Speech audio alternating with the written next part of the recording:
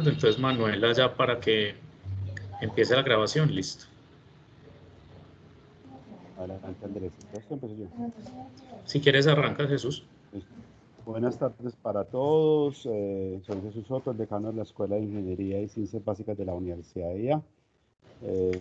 Estamos celebrando las jornadas de ingeniería. Cada año realizamos diferentes actividades para conmemorar la fecha del 17 de agosto, del Día de la Ingeniería, reconociendo la labor del ingeniero con el impacto a nivel económico, social y de calidad de vida que origina a través del desarrollo de sus proyectos. Cada uno de los programas de la Escuela de Ingeniería y Ciencias Básicas aporta con estas conferencias, y hoy nos acompaña uno de nuestros profesores, Jaime Sánchez. Ya enseguida Andrés nos hace la presentación del profesor. De antemano, muchas gracias, Andrés,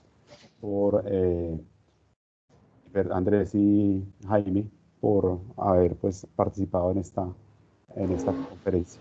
Es un tema muy de actualidad, muy interesante, espero que todos lo disfrutemos.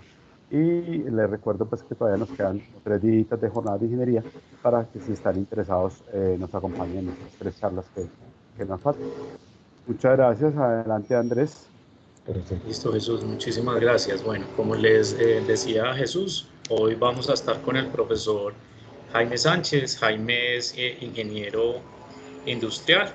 Él es el coordinador de área de modelos y simulación en la universidad, y a partir como de toda esta contingencia que tenemos actualmente, Jaime empezó a trabajar, digamos, teniendo como base un modelo logístico, toda la parte del monitoreo del COVID, y él ha estado desde, digamos, en su labor como diaria, ha estado como alimentando este monitoreo, y él ahorita les va a contar cuál fue el objetivo, de dónde nació como esta idea de generar ese monitoreo, qué modelo está utilizando y cómo se puede leer esas cifras y esos datos con el cual él está alimentando una página de internet de investigación para ese tema. Para complementar un poco lo que les decía Jesús del tema de la programación de las jornadas de ingeniería, tenemos el jueves 27 a las 3 p.m. Una charla de nanotecnología e impactos sociales de la extracción de materiales, y el viernes 28 de agosto a las 5 hay una obra de teatro como para cierre del grupo de teatro de la IA. Entonces, la idea es que Jaime nos presente digamos, todo este modelo que ha venido trabajando, y al final vamos a tener un espacio para preguntas, y de antemano muchas gracias a todos por estar asistiendo por acá. ¿Listo, Jaime? Listo, perfecto. Entonces, buenas tardes para todos. Les voy a compartir por acá el escritorio de una vez para comenzar con la presentación. Bueno, el nombre de la presentación quise llamarlo Monitoreo Predictivo del COVID-19 en Colombia. Básicamente yo consideré empezar a trabajar, o sea, yo quiero hacer primero una aclaración, que yo no soy epidemiólogo ni nada de esas cosas, soy un gomoso de los datos, y como esos reportes del COVID los reportan en todas las páginas web de Nuestro Mundo en Datos, y muchas universidades reportan los datos del COVID-19, incluso el Instituto Nacional de Salud. Entonces, cuando yo un conjunto de datos, me gusta como tratar de interpretarlos o jugar un poco con los datos. Entonces, con base a que esa información está disponible todos los días, yo quise empezar a elaborar unos modelos, no para hacer predicciones, aunque el modelo realmente en el reporte yo todos los días hago una predicción para el día siguiente, como el tamaño de la pandemia y el número de infectados. El propósito de los modelos no es precisamente hacer esos pronósticos, sino hacer un monitoreo en el tiempo. Entonces, durante esta pandemia se han realizado muchos esfuerzos para pronosticar los casos de infección, las muertes y otros indicadores médicos con una variedad de modelos estadísticos epidemiológicos. O sea, han sido muchos los esfuerzos, y si uno se mete a ResearchGate, son miles y miles de autores, todos los días sale un nuevo modelo y le adicionan una nueva cosa al modelo para poder hacer ese tipo de pronóstico. Incluso algunos de esos proyectos de predicción han influenciado las políticas de algunos países. En el caso nuestro de Colombia fue el modelo del Instituto Nacional de Salud, pues, que era el llamado a enfrentar ese tipo de modelación, y el modelo del Instituto Nacional de Salud es el que ha utilizado el gobierno nacional para tomar pues, las políticas acerca de la pandemia en Colombia. Hay que considerar que la pandemia del COVID-19 como un problema complejo, porque realmente es un problema complejo, es incierto por naturaleza, ¿cierto? Yo dedicarme a hacer predicciones acerca de una situación pues tan particular y con tantas variables desconocidas y que tiene inferencia pues del ser humano en todo sentido, desde las políticas públicas, desde el autocuidado. Entonces tratar de hacer pronósticos con esos datos resulta extremadamente complejo. Esa incertidumbre tiene origen en muchas de las incógnitas desconocidas del propio virus contagioso, pues la complejidad, heterogeneidad y el dinamismo de los comportamientos humanos, las intervenciones gubernamentales y los protocolos de pruebas. Recuerden que pues, en la medida que la pandemia va avanzando, independiente de las políticas gubernamentales, nosotros los seres humanos empezamos a adoptar pues también posturas y empezamos a tomar medidas frente a la naturaleza pues del virus, y de todas maneras nuestro comportamiento también van a influenciar los datos que resultan todos los días pues para la pandemia. Esa naturaleza perversa encierta la pandemia pues realmente hace que la intención de la exactitud del pronóstico sea engañosa, ¿cierto? Y fue lo que me motivó a mí a hacer estos modelos, porque yo no puedo coger un modelo de una situación tan extremadamente compleja, hacer un pronóstico puntual y con base en ese pronóstico yo empezar a tomar decisiones, ¿cierto? Si bien es claro que el Instituto Nacional tenía que empezar a trabajar de manera oportuna, definitivamente casi todos los modelos epidemiológicos y acerca de las pandemias en las fases iniciales siempre tienen un grado de error que es enorme, ¿cierto? Entonces, pues si bien le tira unos luces, señales del comportamiento de la pandemia, no significa que esta vaya a ser el comportamiento real de la pandemia. Entonces, por eso yo decido que en lugar de hacer esos pronósticos puntuales, debemos ir monitoreando para ir mirando cómo va evolucionando la pandemia al interior del país, ¿cierto? Mi propuesta es que debemos ser cautelosos en cuanto a la intención de realizar predicciones o modelos precisos, entre comillas, ¿cierto? Porque la precisión ahí es muy difícil y se exploran las posibilidades de la evidencia predictiva con el objetivo de captar y dar sentido a los cambios en las predicciones teóricas, de tal manera que me entreguen señales significativas de la incertidumbre y tomar o hacer los cambios en los escenarios del mundo real. Entonces, finalmente se espera es que esas señales de vigilancia hagan que la planificación, los comportamientos y la mentalidad actual estén más informadas sobre el futuro, y posiblemente se inicien y orienten las medidas de precaución actuales para configurar el futuro real. Entonces yo para el modelo, algunas de las iniciativas pues, públicas de predicción a nivel internacional, está el Imperial College de Londres, que utiliza, pues ellos tienen los enlaces disponibles donde están sus modelos, inclusive uno puede utilizar esos modelos.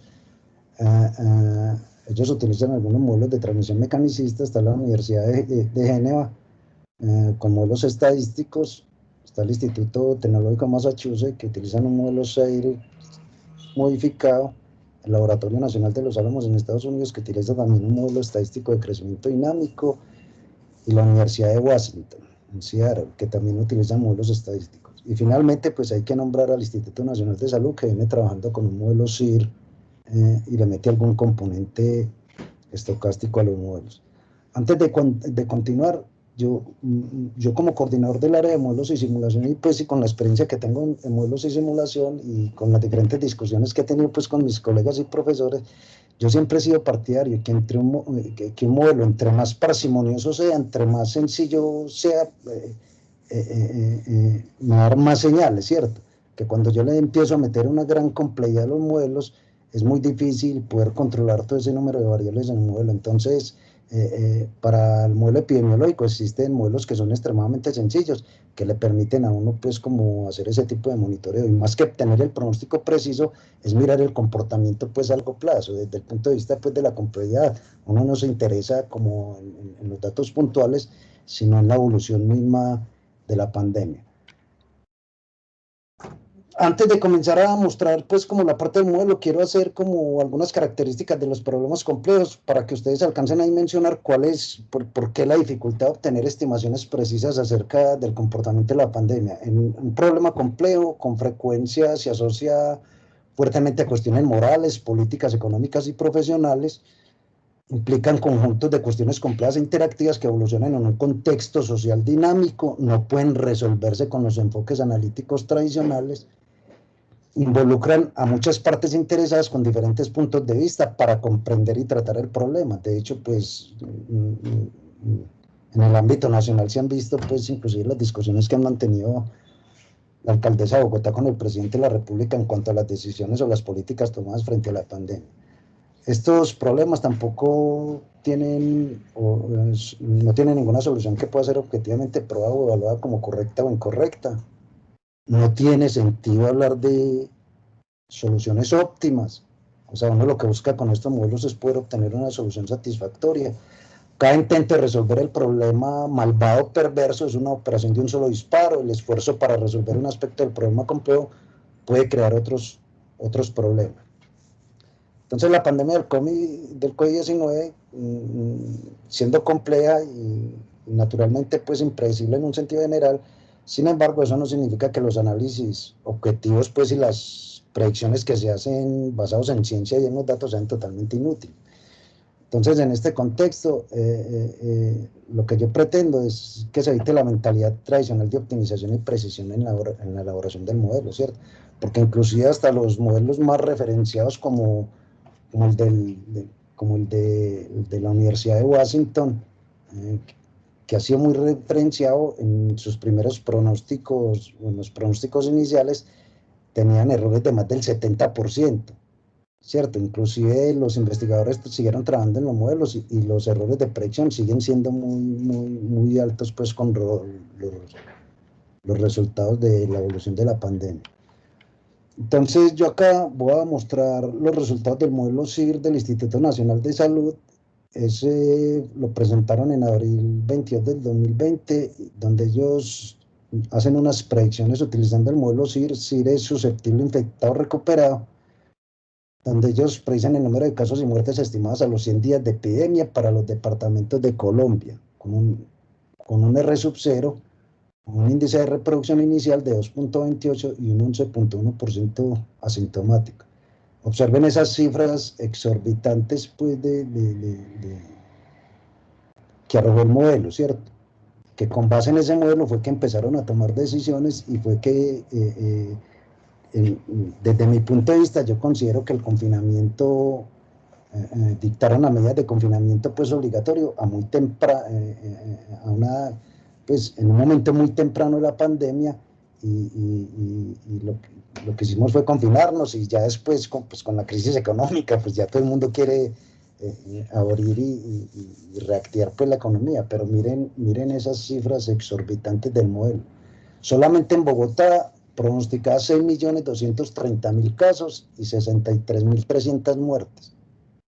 Ya con esa predicción de Bogotá, ya prácticamente estamos condenando a todo el país. En Antioquia, mire, casos totales 4.306.000, casi toda la población de Antioquia, con 43.700 muertes, y así sucesivamente hasta el total nacional. Miren que en el total nacional, el Instituto Nacional de Salud estaba pronosticando con ese modelo CIR que el número total de casos en el país iba a ser de 31.598.000. Con 321.000 muertes. Entonces, por eso, pues, el modelo fue muy estudiado, lo probaron, lo referenciaron con parámetros del contexto internacional, de Wuhan, donde se produjo el primer caso inicial, y ajustaron parámetros del modelo con parámetros internacionales que en su momento, pues, ser tan temprana, no están bien probados y verificados, pero de todas maneras necesitamos una herramienta que permitiera tomar decisión. Entonces, con estas predicciones del Instituto Nacional de Salud fue que se empezaron a tomar todas las medidas y todas las políticas acerca del manejo de la pandemia en el país. Por eso yo con esta imagen quiero mostrar pues que era lógico que se tomaran ese tipo de medidas. Finalmente, la semana pasada, como el 20 de agosto, el Instituto Nacional de Salud saca una predicción de los picos regionales ante una petición de un senador de la República que les hizo una serie de interrogantes, pues me imagino que con un derecho de petición al Instituto Nacional de Salud. Entonces, en la respuesta a eso, la directora del Instituto Nacional de Salud presentó las siguientes predicciones. Dice, conforme a las últimas cifras registradas en el país y teniendo en cuenta que el Ministerio de Salud habla de picos regionales, indique según su análisis y proyecciones en qué ciudades ya se alcanzó dicho pico de contagios y cuándo podría ocurrir en los demás territorios. De hecho, esa semana, esta noticia todavía está vigente esta semana, ¿cierto? Todavía está vigente y en los diferentes medios han estado comunicando los diferentes picos o avances de la pandemia en el país. Entonces, de acuerdo, pues, en su respuesta, dice que de acuerdo con las estimaciones realizadas por el Instituto Nacional de Salud, y acá dice, con corte a 31 de julio de 2020, para los municipios capitales y distritos respecto a las posibles fechas en que puede ocurrir el pico de contagio, se presenta a continuación, y presentan pues las diferentes fechas y los números de casos y algunas observaciones sobre las diferentes ciudades del país. Entonces, cuando la prensa empezó a informar esta situación, lo informaban sin este datico de acá, con corte a 31 de julio.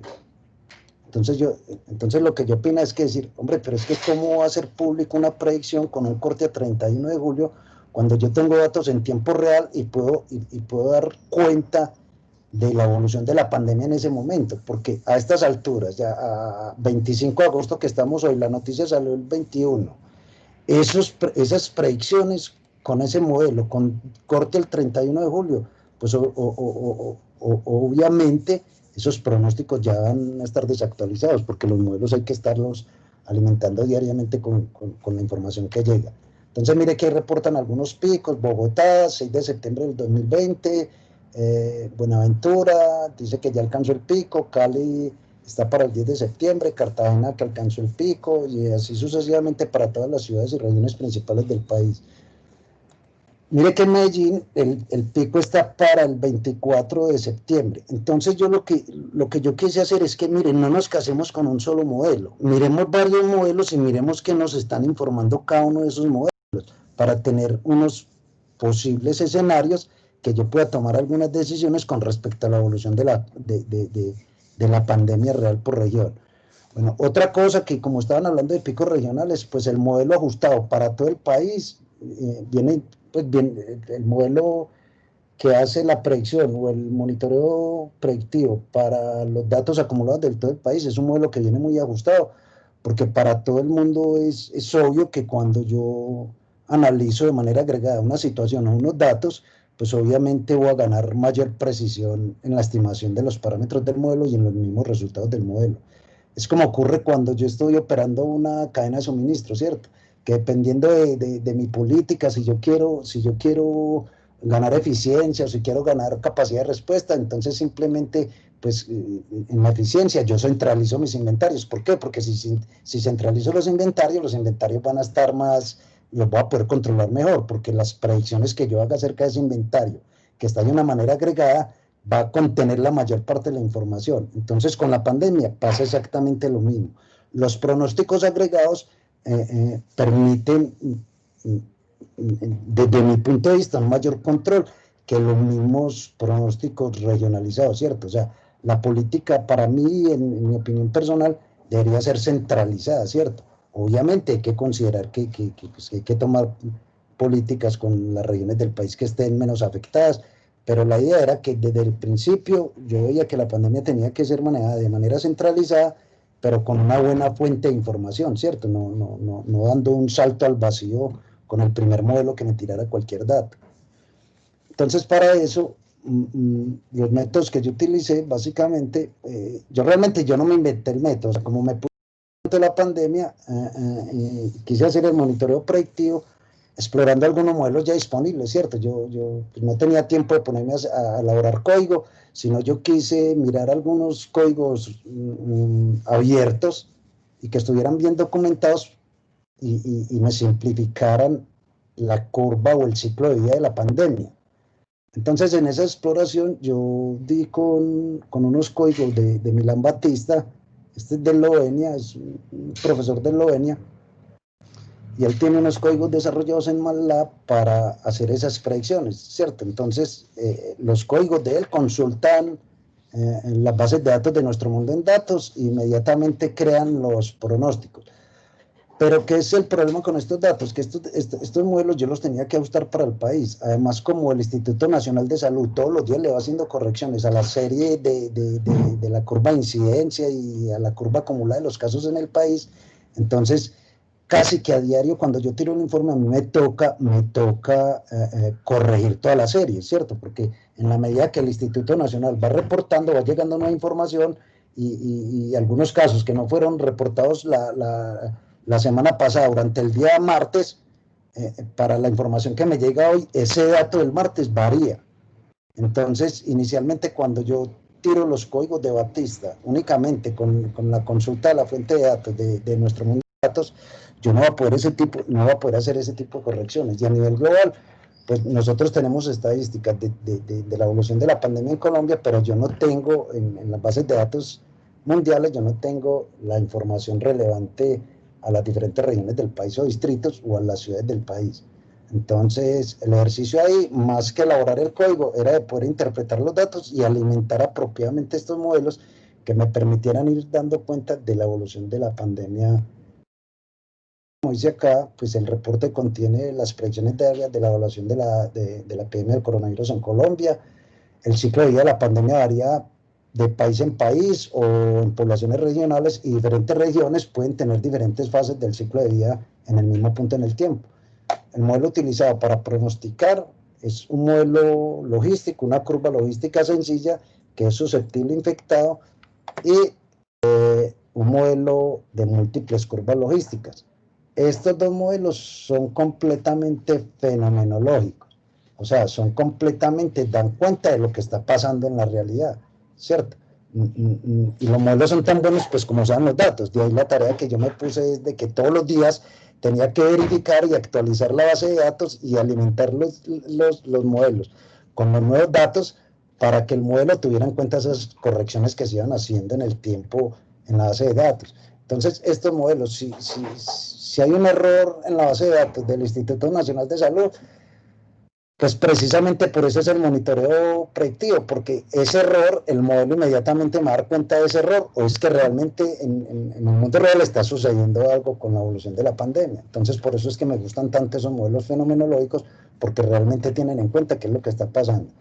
Y también se utiliza el modelo clásico, pues, de epidemiológico, que es un modelo SIR, susceptible, infectado, recuperado, que Batista lo presenta. Este modelo, si ustedes observan en el modelo, inclusive lo voy a presentar por acá, voy un minutico por acá, en el modelo del Instituto Nacional de Salud, que lo voy a tener por acá.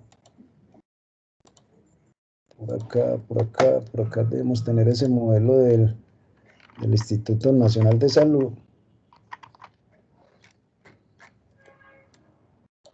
Este es del RT y este es el documento, estimación del número reproductivo, y por acá debo tener el del modelo SIR, que utilizan muchos parámetros. Entonces Batista lo que hace, les quedo viendo el documento, entonces ya lo miramos. Batista lo que hace es que hace un modelo reducido del modelo SIR, ¿cierto? O sea, lo único que tiene en cuenta, o lo único que necesita el modelo para hacer todas sus estimaciones y para estimar los parámetros, lo hace con los mismos datos, y la única curva que necesita son los datos acumulados, pues, reportados por las diferentes bases de datos. Entonces yo no me tengo que poner a hacer estimaciones sino que el mismo modelo va haciendo las estimaciones a partir de los datos.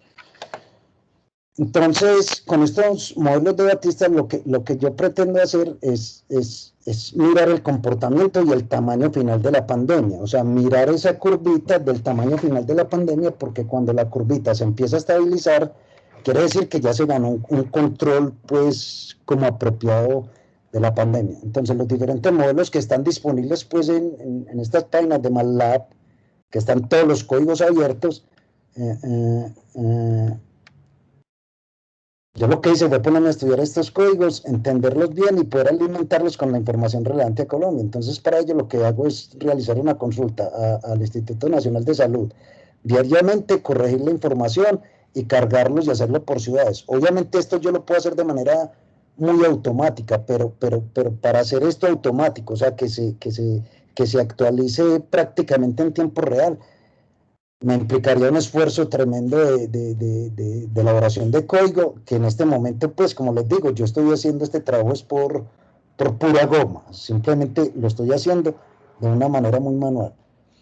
Y otro que ustedes que han escuchado o que se escucha a diario en las noticias, es acerca, pues, del RT, ¿cierto? Del índice de reproducción efectiva de la pandemia, que acuerden que este es el que reporta todos los días el Instituto Nacional de Salud, que ese RT tiene que me indica pues el número de personas que son contagiadas por otras y que me indique que este número se intenta mantener por debajo de 1, ¿cierto? Porque cuando este número está por debajo de 1, quiere decir que la pandemia empieza a desvanecerse poco a poco.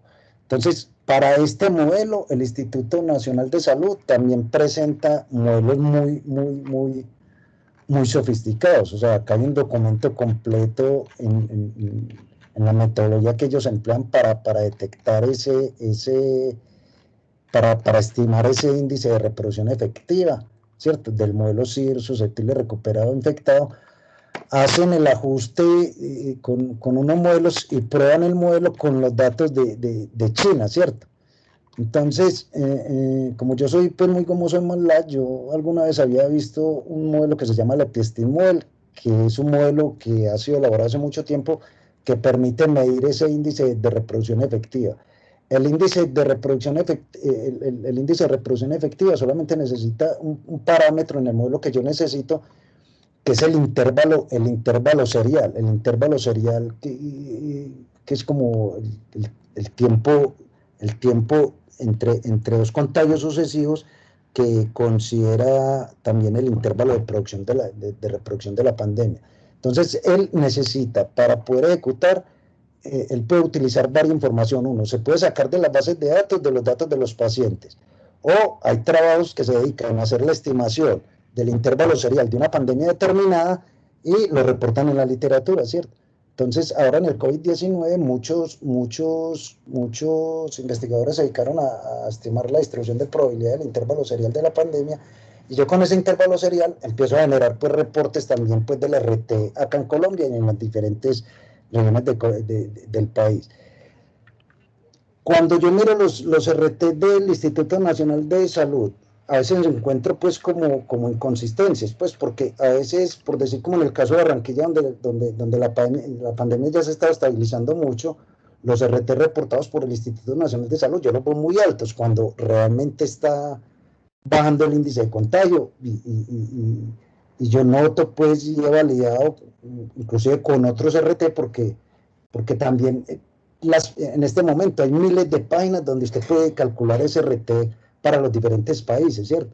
Y yo comparado con las diferentes páginas web que hay para calcular ese RT, y el RT que yo reporto no está tan desajustado y conserva pues como la estructura general de la pandemia en el país. Entonces acá yo lo que trato de mirar es lo siguiente, ¿cierto? Este es el ejemplo de China, ¿cierto? El surgimiento de la pandemia en China. Esta grafiquita yo la tomé pues del trabajo de Batista, donde él muestra pues tratando de validar sus modelos, y es el seguimiento que él hace a la pandemia, ¿cierto? Él pronostica todos los días el tamaño final estimado pues de la pandemia, ¿cierto? Y cuando los modelos empiezan a ajustar esta estabilidad, quiere decir que ya han salido o están empezando a salir de la fase de aceleración de la pandemia. Batista siempre separa estas áreas en el modelo, pero son puramente informativas, no quiere decir que ocurren en esas fechas precisas. Esta partecita roja es el crecimiento acelerado, esta es la partecita del crecimiento lineal de la pandemia, Y la parte verde, pues ya me está mostrando el comienzo de la fase final de la pandemia. Entonces, lo que yo busco con las proyecciones todos los días es estar monitoreando este tamaño final de la pandemia, ¿cierto?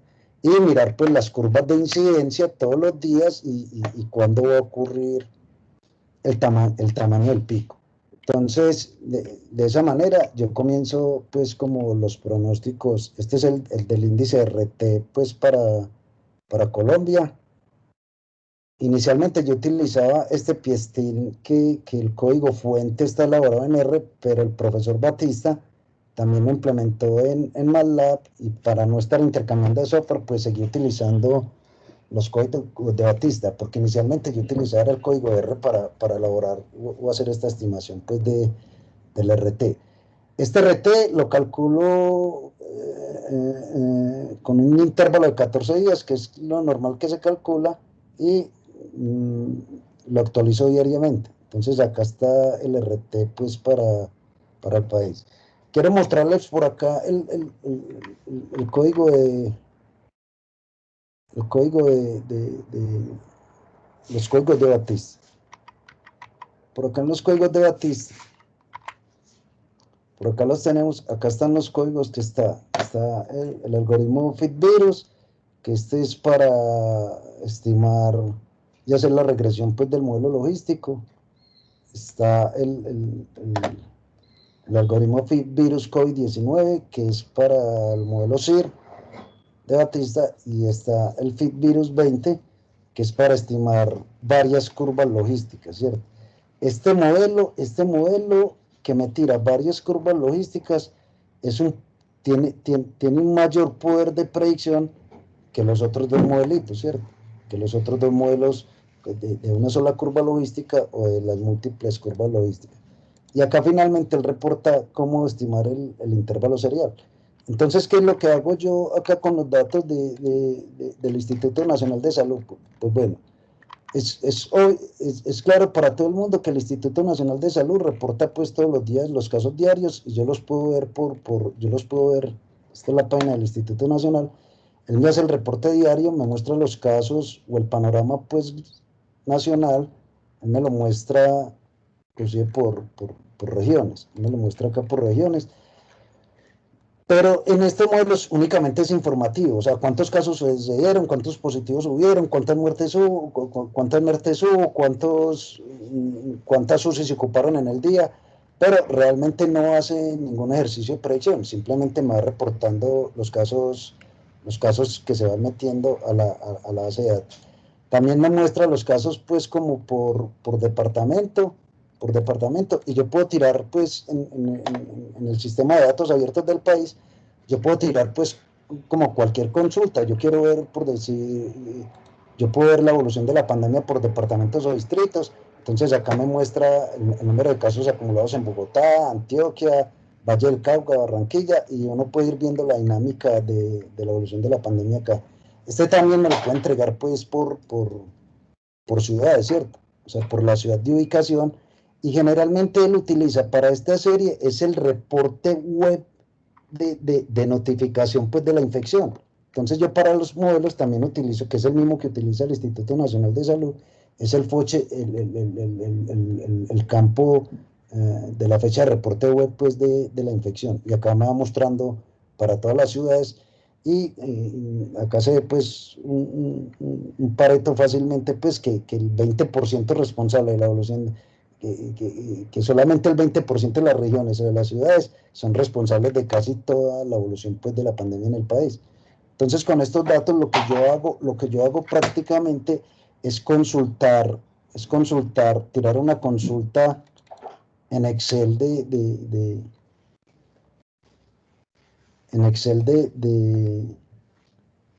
a esa base de datos del Instituto Nacional de Salud. Esa base de datos permanente la actualizo. Acá está, acá en la hoja 2, esta es toda la base de datos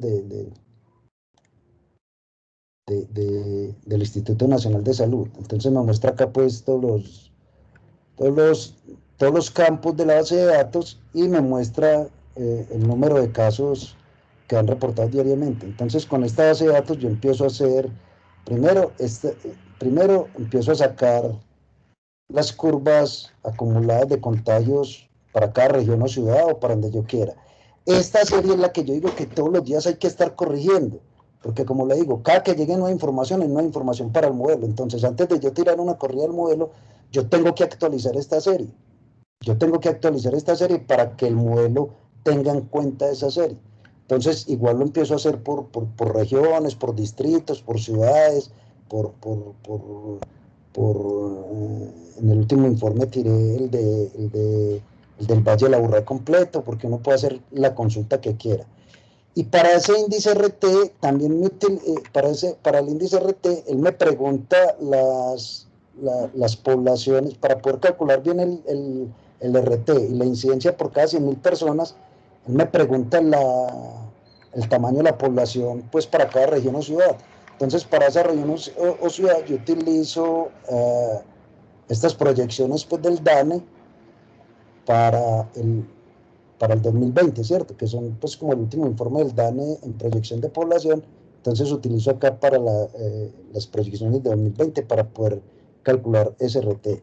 Entonces, cada que tengo un dato de estos, yo lo único que hago es coger la base de datos, alimentar. Obviamente todo el código me tocó reescribirlo pues para los datos del país. Entonces lo que yo hago en MATLAB prácticamente es yo les voy a mostrar por acá un minutico, les voy a compartir por acá para poder hacer una conexión.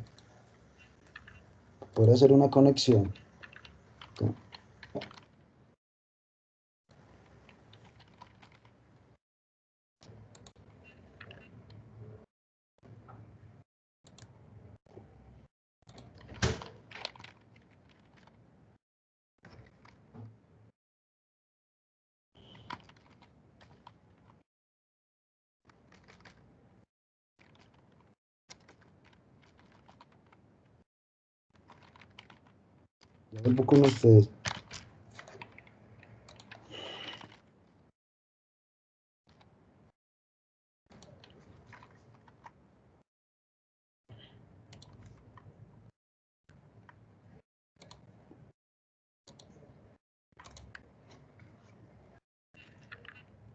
Yo me conecto remotamente a la universidad para poder abrir por acá MATLAB. Espera que se me perdió la barra del explorador. Yo abro por acá MATLAB en un minutico.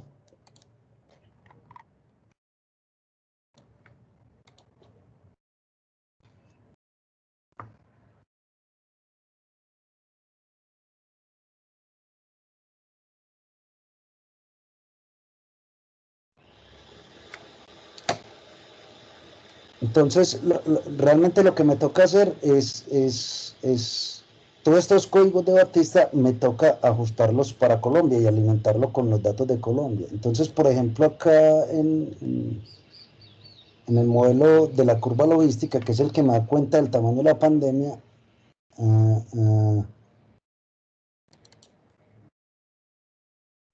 este FitVirus 23, entonces yo tengo acá los datos. Entonces, primero me toca crear todos los reportes de los datos de cada ciudad del país y me toca crearlos con los datos del Instituto Nacional de Salud. Aunque este código consulta automáticamente los datos de contagio de todo el planeta, entonces en este fuente yo cojo y meto los datos de cada población del país. Por decir, acá tengo los datos de Bogotá y este vector es el que me toca actualizar todos los días.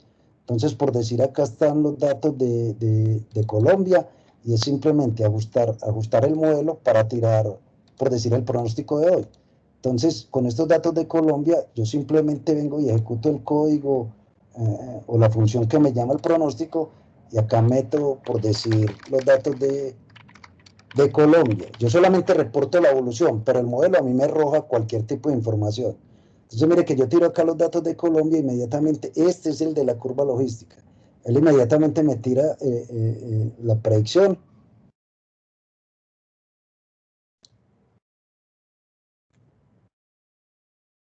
Él me tira la predicción, me saca el comportamiento general de la pandemia y me saca qué es lo que yo monitoreo todos los días, que es este tamaño final estimado pues de la pandemia.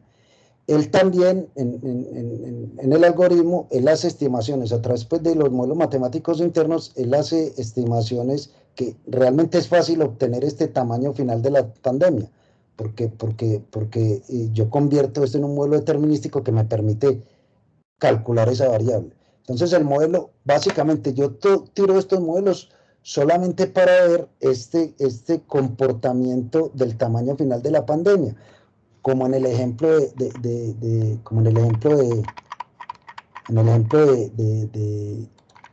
China. Yo lo que busco es buscar esta estabilidad, ¿cierto? Pero el modelo adicional, el modelo adicionalmente, él me tira toda la predicción, y observen la precisión en las predicciones de la curva de la pandemia. Y él acá, en la curva generalizada, entonces él me tira el tamaño final de la pandemia y me tira el punto o el día del pico. Y miren el R ajustado del modelo, que es prácticamente de 1. Y visualmente, si ustedes observan visualmente, el modelo viene muy ajustado. Por eso yo digo que me gustan tanto estos modelos que son fenomenológicos. Porque si el modelo no estuviera ajustado, esto yo no lo podría percibir. Pero mire el modelo cómo va siguiendo, pues, bien la curva de contagios del país. Esta línea roja es la curva de contagios y la blanquita es la predicción del modelo. Y mire cómo viene siguiendo esa curva. Y si nos vamos a la curva de incidencia, mire que el ajuste del modelo es casi perfecto. Obviamente él tiene algunos intervalos pues, de predicción. A pesar de que él me tira esta predicción y que me la tira con estos errores tan mínimos, observe, mire que acá en la predicción del 24 de agosto, el error fue del 1%, y para el día de hoy me está tirando 569.956 casos.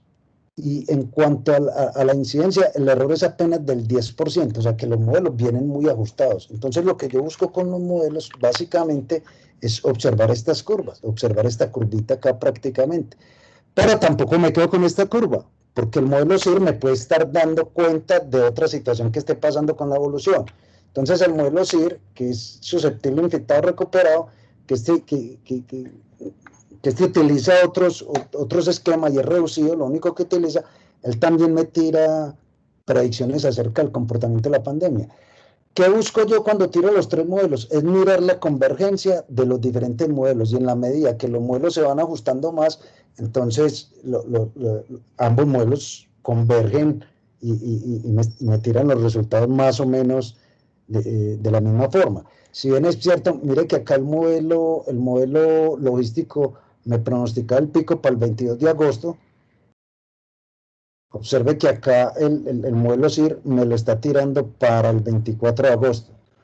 Y el modelo, aparte de esto, entonces me tira toda la otra información que yo necesito, que es pues, los parámetros del modelo para poder ver cómo ajustó el modelo los datos. Me tira la predicción para el día siguiente. Él me puede tirar para muchos días, pero yo ya les dije, no, pronosticar esto es muy difícil. Entonces un pronóstico de más de un día, ese pronóstico ya prácticamente no sirve. Y él me tira las diferentes fases pues, de la pandemia, y me tira inclusive el 99% de los casos, o sea, más o menos hasta cuándo va a ir la pandemia, Por ejemplo, acá en el caso de Colombia me dice que la fase de transición estimada al final de la pandemia está más o menos para el 7 de febrero del 2021, día 338, con una fase de crecimiento, pues, de desaceleración de 3/5, y me entrega las estadísticas, el R ajustado al modelo, que es prácticamente 1, y la tasa del 0.96. O sea, cuando el modelo entra un nuevo dato y no me ajusta completamente, entonces ese día yo no presento ningún reporte, sino que únicamente presento es la curva estimada del tamaño final de la pandemia.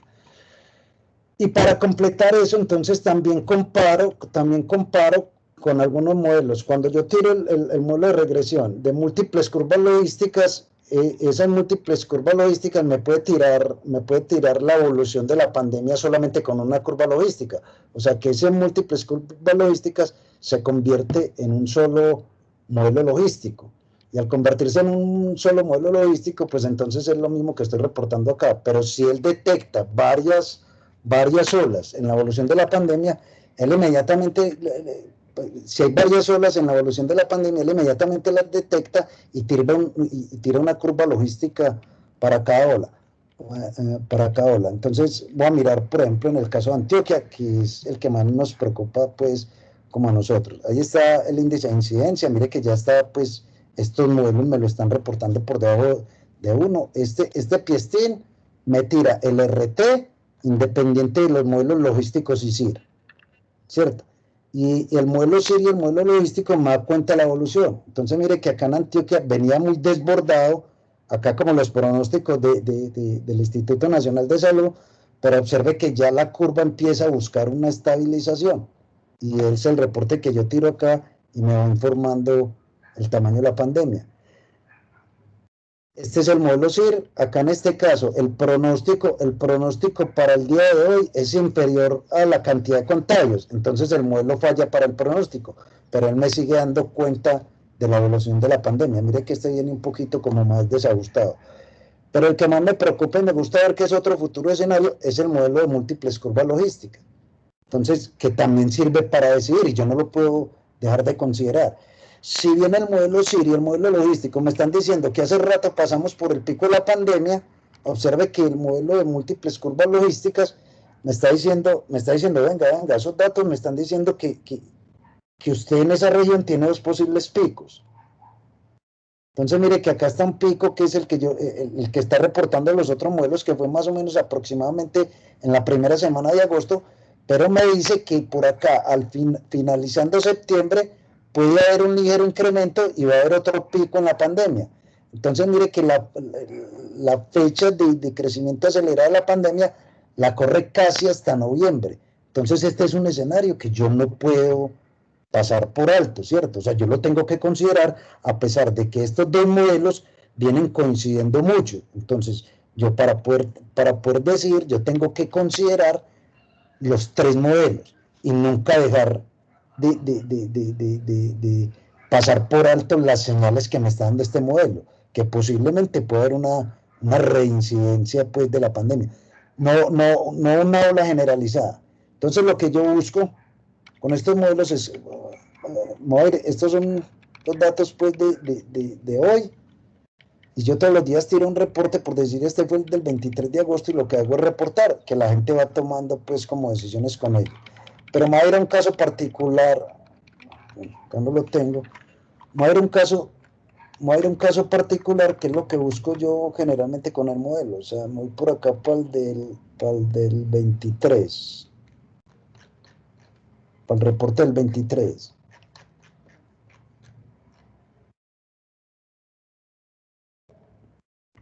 Este es el 23. Que los picos de cada región me los tira, y yo lo que busco es que el modelo se vaya estabilizando y los modelos me van mostrando realmente cuándo fue el pico, o si ya pasó, o para cuándo está pronosticado, y se puede ver es con la convergencia del modelo. Entonces mire que en este último reporte tiré para Antioquia, que el modelo es muy similar, pues, tanto para el área metropolitana del Valle de la Aburrá, que es la que concentra el mayor número de casos, y para el caso de Medellín, ¿cierto? Estos son los parámetros, pues, del modelo que se encuentran un poquito inestables. Este es el de Antioquia, este es el del área metropolitana del Valle de la Aburrá, que mire que es prácticamente, pues, el de Antioquia.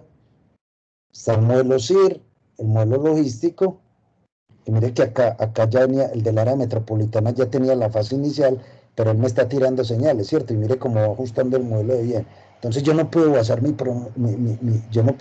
política solamente en el resultado de un solo modelo, porque como yo decía en la introducción, o sea, tomar políticas con un solo modelo es como tirar un disparo al aire. Entonces lo que yo hago es venir todos los días y reportar para que la gente vaya a ir conociendo la evolución de la pandemia y cómo va evolucionando en cada región del país. Les muestro el caso particular de de Barranquilla, por ejemplo, o de Cartagena. Acá está Montería. Bueno, acá lo tiré por ciudades porque como un poco algún sector me pidió que si le podía tirar esas predicciones así por ciudad y ese día saqué tiempo pues para tirarlo por regiones, pero si lo tiro por acá por departamentos o por distritos, quiero ver es el caso acá de Barranquilla, que mire acá en Barranquilla ya cómo se estabiliza el modelo, ¿cierto? Indicando que ya estamos en la fase pues de crecimiento lineal, inclusive estamos entrando, para hoy no he tirado el de Barranquilla, pero ya pudiéramos decir que estamos entrando pues como en la fase final de la epidemia. Igual pasa con los datos de Cartagena, el del Atlántico en general, mire que no se ha estabilizado, el modelo sigue siendo inestable, porque mire que el tamaño final de la epidemia sigue creciendo, se sigue incrementando. Yo lo que busco es la estabilidad en el modelo, y eso es una señal que va a permitir pues tomar alguna decisión. Miren, Cartagena pues como está buscando la estabilización ya, y en general así casi a diario yo tiro el reporte para que la gente vaya evaluando los pronósticos. Al final pues del modelo están los códigos, y la gente quiere pues como ir a los códigos fuentes y hacer pruebas con los diferentes modelos. Este reporte yo lo vengo tirando desde junio, por allá, no, desde como la segunda semana de julio, que fue que empecé a tirar los reportes, después de haber estudiado mucho los modelos, porque realmente pues tirarle código inverso o ingeniería inversa a esos códigos para poderlos ajustar a las situaciones del país requiere un cierto tiempo, y eso fue pues que lo hice por allá en un fin de semana. Lo vengo reportando desde el 19 de julio, como les digo, lo reporto casi a diario, inclusive pues ya mucha gente viene mirando pues como el comportamiento de las curvas y esos índices que yo presento.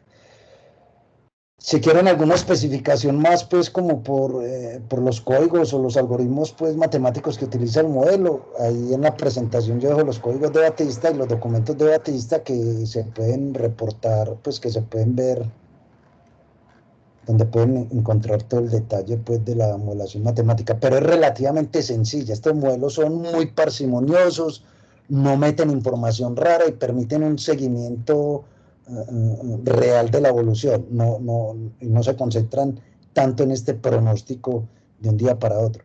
Por eso el título de la conferencia, monitoreo predictivo, porque yo lo que intenta el documento, lo que yo intento hacer pues con este reporte que presenta a diario, es que la gente no mire los pronósticos puntuales, sino que vaya a ir mirando cómo se va configurando y cómo se va desplazando ese punto de quiebre o el tamaño del pico de la pandemia, y cómo cuando se alcanza determinada estabilidad del modelo, ya puede dar cuenta real de los picos en cada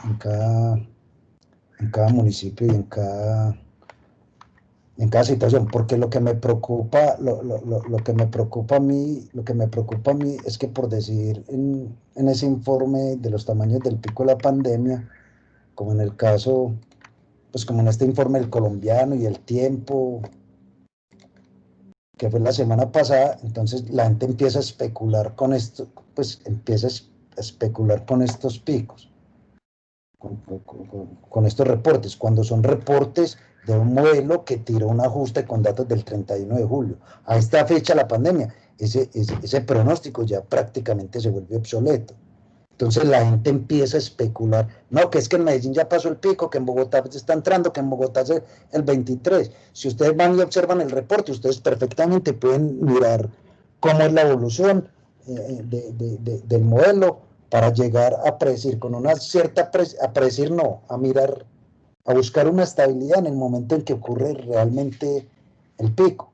Entonces acá presentan el informe y no dicen que son con datos a la fecha pues del 31 de julio, que son datos para hacer modelos fenomenológicos. Un reporte por allá ya no tiene sentido hoy, porque lo que buscan estos modelos es mirar esa complejidad de la evolución de la pandemia, que depende de muchos factores, como lo mencioné al principio. Jaime, Esto, una sí. cosita, ¿podrías como comentarle a las personas, pues a los asistentes que no saben dónde está quedando el informe, ¿dónde has estado subiendo el informe como tal? Sí, ese informe yo lo presento, yo junto pues, ojo que me estoy dando todo el crédito, yo no, este reporte lo hago junto con el director mío, con un compañero de la Universidad Nacional. En el orinal, acá es, el orinal es por acá, reporte por acá, se lo voy a mostrar por acá, acá en ResearchGate, ¿cierto? En ResearchGate, si me voy acá a este enlace, que lo voy a poner en la presentación, este de acá, hasta este numerito, control C, acá tiro el reporte todos los días, entonces ustedes acá todos los días pueden descargar, por decir, este fue el reporte del 23, con ese modelito que yo presenté ahora, entonces tiro el reporte del 24, o a veces me quedo 2, 3 días sin eso, porque, vuelvo y le insisto, yo no soy epidemiólogo ni nada de esas cosas, sino que estudio bien esos algoritmos, y luego es de pura goma, porque también me interesa ver la evolución, ¿cierto? Entonces, cuando tengo tiempecito así, el fin de semana, por la noche me quedo un ratico, esto va creando pues como uno como que se va enviciando a los datos y veo, vamos a ver cómo se está comportando esta vaina.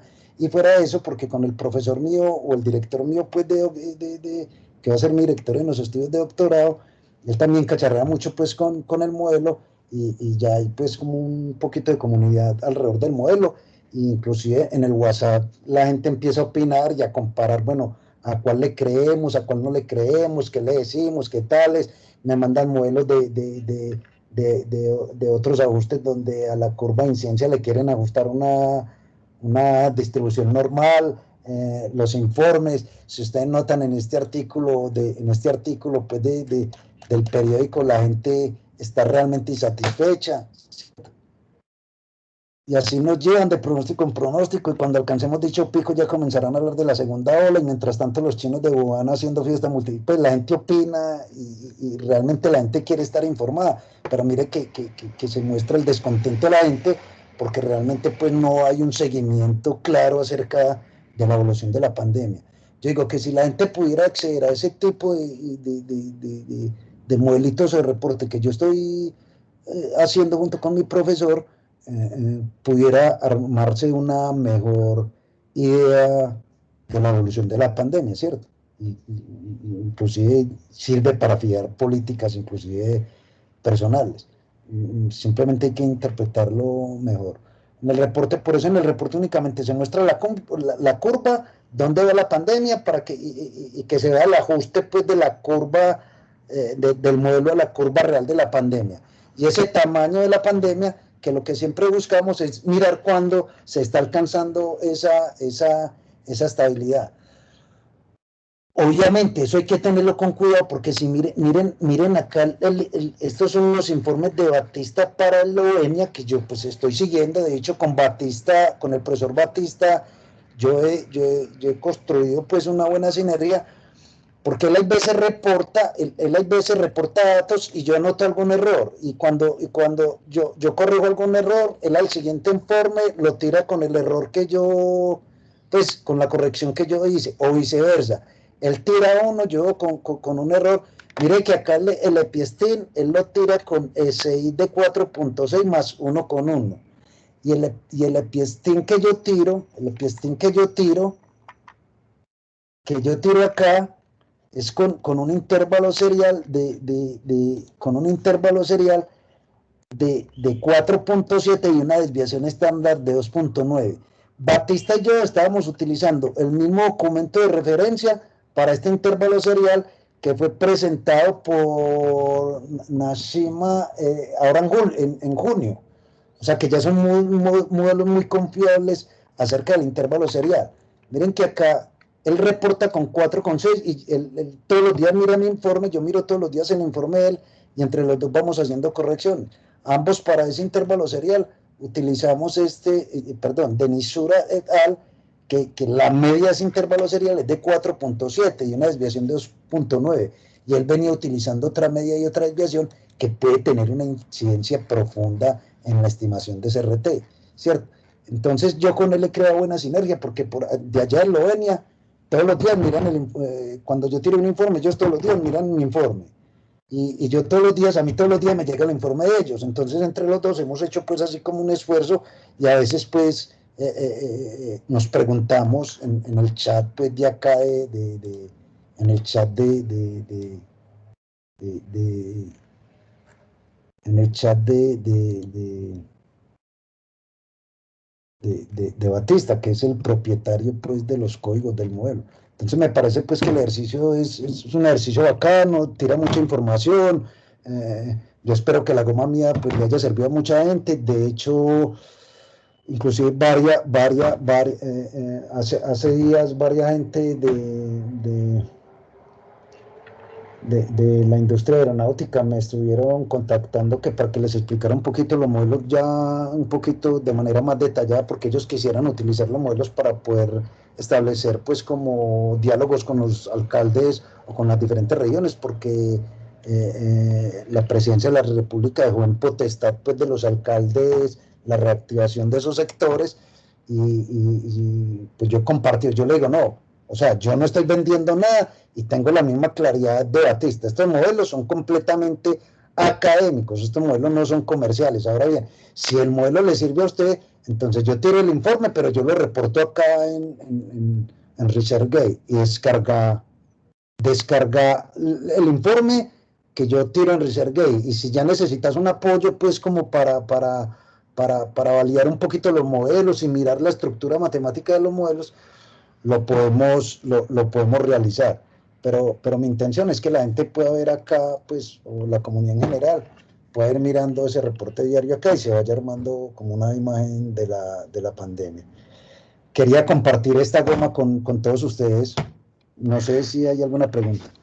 Jaime, muchísimas gracias, pues trabajo muy, pues no es goma, un trabajo muy bien hecho y bastante largo que has venido como realizando todas estas semanas.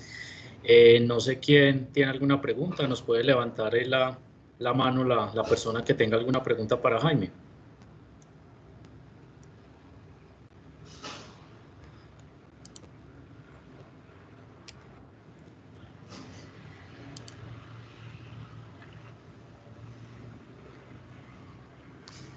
Andrés, te envío la presentación y vos se la envías por correo a la gente que participó, incluso con... Dale, Jaime, igual el video va a quedar pues grabado, va a quedar en YouTube, entonces si alguna persona desea volver a dar una mirada de toda la presentación que hizo Jaime, lo puede hacer y también pues lo puede contactar más adelante por si tiene alguna inquietud al respecto. Por aquí hay una pregunta de David Andrés por el chat que dice dónde pueden contactar a Jaime Sánchez. Pues a Jaime en este momento lo pueden contactar por el correo de la universidad. Jaime, si nos regalas ahí el correo en el chat de la reunión y por ahí se puede establecer como la comunicación con Jaime. Él ya les pone ahí el correo. Voy a pegar acá en el chat donde pueden descargar el informe pues que yo presento pues de manera regular y el correo mío es jaime.sanchez@ia.com.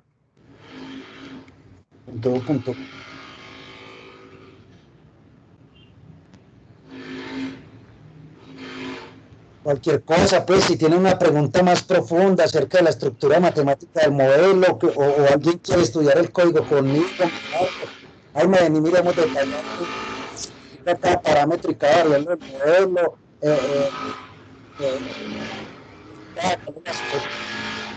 quiere decir, el gamma qué quiere decir, el resultado qué quiere decir, cómo lo calcula la población del país. Estructura, pues cualquier pregunta de la estructura matemática que ustedes la quieran trabajar a fondo, me pueden contactar y yo saco el espacio para que miremos y cacharriemos ahí también esos modelos de Batista, que me parece que son modelos muy parsimoniosos, muy sencillos, que ofrecen muchas señales acerca de la evolución de la pandemia.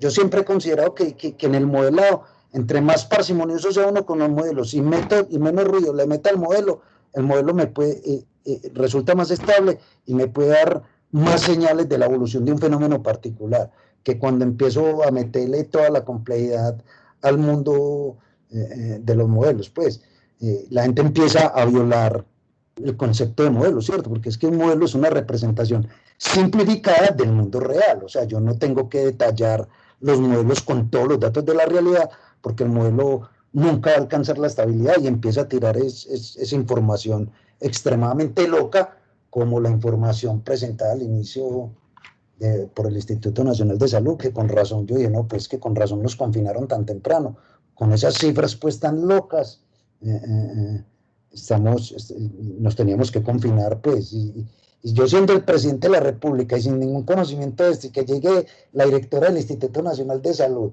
y me diga eso, yo inmediatamente tengo que proceder de alguna manera, pues, y todo el equipo de epidemiólogos y todo eso. Como les dije, los epidemiólogos tendrán otras características. Yo no soy epidemiólogo, yo simplemente trato de mirar y poner a hablar un poquito los datos, que me tiren luces y pistas o señales de la verdadera evolución, ¿cierto? Con modelos robustos que condensen toda esa complejidad del mundo real. No, listo, Jaime, no, muchísimas gracias y pues muchas gracias a todos los asistentes. Como les decía ahora, la presentación va a estar en YouTube, digamos en la cuenta de YouTube de la universidad para alguien que la quiera ver más adelante. Muchísimas gracias a Jaime y a todos por habernos acompañado hoy. Que tengan una buena tarde.